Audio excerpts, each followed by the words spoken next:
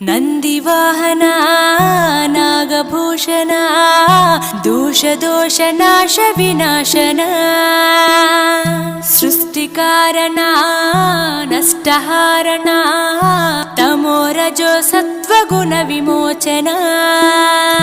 మాఘమాసమున కృష్ణపక్షమున చతుర్దశి నడి జామురాతిరిన మహాలింగమే ఉద్భవించెనట బ్రహ్మ విష్ణువుల అహం అనిగెనట సృష్టికి మూలం నీవని తెలిసి సాగిలబడి నీ మహిమకు మొక్కే అదే మహాశివరాత్రి వెలిసెనట అరే ఓ జంగమా విభూది లింగమా పక్కన పార్వతమ్మ